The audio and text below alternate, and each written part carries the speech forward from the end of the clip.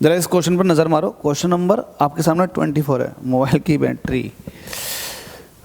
24 आपसे कह रहा था area of the circular ring is 1 centimetre square and a current of 10 ampere is flowing in it, a magnetic field intensity of 0.1 tesla is applied perpendicular to the plane. ये बहुत important है, perpendicular to the plane. देखो let us suppose कि मेरे पास ये एक circular coil है, इसके अंदर से करंट भी दौड़ रही है, ठीक है, और इसके अंदर जो मैग्नेटिक फील्ड आपने भेजा हुआ है वो कुछ इस तरीके से भेजा हुआ है। ये मैग्नेटिक फील्ड है, उम्मीद करता हूँ समझ में आ गया होगा। ये मैग्नेटिक फील्ड है। मैग्नेटिक फील्ड जो है वो प्लेन के परपेंडिकुलर है, प्लेन के परपेंडिकुलर है, तो ये प्लेन के परपेंडिकुलर है मैग्नेटिक फील्ड। इसका मुझे एरिया भी दे रखा कॉइल का। कॉइल का एरिया कितना है, एरिया ऑफ द कॉइल कितना है, जल्दी से बताएंगे।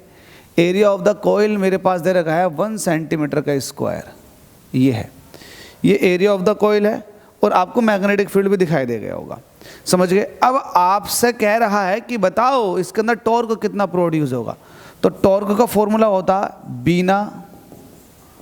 बीना साइन थीटा। बी क्या है, मैग्नेटिक फील्ड है, आई क्या करंट है, एन क्या नंबर ऑफ टर्न है, ए क्या है, एरिया है, और यहाँ पर एरिया वेक्टर होता है। ये क्या होता है, ये एरिया वेक्टर। ध्यान देना, ये एरिया वेक्टर होता है।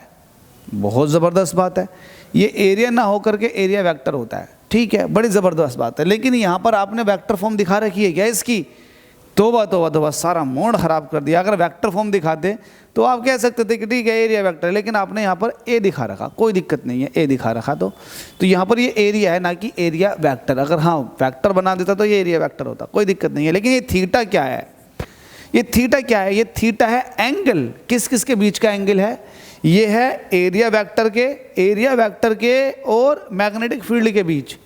अब मुझे एक बात बताओ, मैग्नेटिक फील्ड है ऊपर को, प्लेन है नीचे को, इस तरह से रखा हुआ, तो मैं आपसे यही पूछना चाह रहा हूं कि बताओ इस प्लेन का एरिया वेक्टर किधर को होगा, तो आप कहोगे एरिया वेक्टर प्लेन के परपेंडिकुलर होता।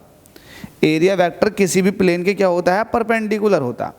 तो परपेंडिकुलर का मतलब तो ये हो गया, तो कॉइल कुछ इस तरीके से रखी है तो एरिया वेक्टर ऊपर की तरफ को है। By the way magnetic field भी ऊपर को भेजा गया, हमसे कह रहा परपेंडिकुलर टू द प्लेन भेजा गया मैग्नेटिक फील्ड, तो मैग्नेटिक फील्ड भी ऊपर को है।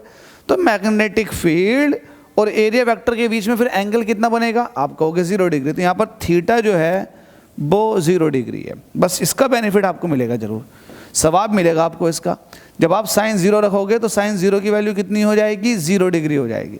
सॉरी, साइन 0 डिग्री की वैल्यू 0 हो जाएगी, और 0 से किसी की भी मल्टीप्लाई कर दो वैल्यू कितनी हो जाएगी, 0। तो मतलब इस पर किसी तरह कोई टॉर्क नहीं लगेगा। तो टाउ कितना हो जाएगा, 0 न्यूटन मीटर।